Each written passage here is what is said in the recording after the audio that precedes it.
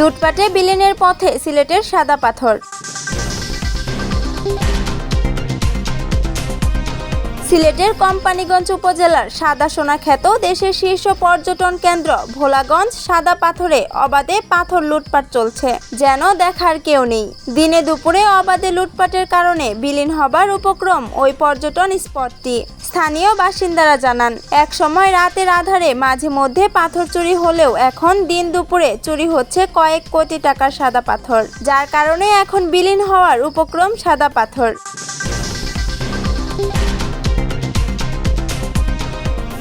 প্রশাসনের সামনে দিয়ে বালু পাথর লুট করে নিয়ে গেলেও কোনো কর্ণপাত নেই তাদের।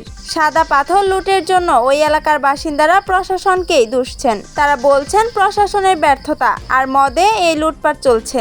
স্থানীয় লোকজনের সঙ্গে কথা বলে জানা গেছে, গত বছরের 5 আগস্ট সরকার পরিবর্তনের পর থেকেই সাদা পাথরে শুরু হয় এই লুটপাট। পরে স্থানীয় ও সেনাবাহিনীর কারণে তা অনেকটা বন্ধ হয়, কিন্তু তবুও সুযোগ বুঝে চলে এই লুটপাট।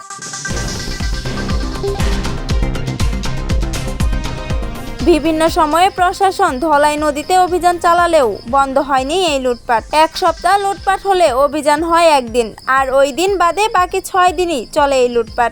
যেদিকে পাথর কেনা বেচা হয় এবং গাড়ি বা বড় নৌকা করে পাথর যায়, সেদিকে অভিযান না হওয়াতে এই লুটপাট বন্ধ হচ্ছে না বলে দাবি করেছেন এলাকাবাসী। আর এ কারণে এখন বিলীনের পথে রয়েছে সাদা পাথর।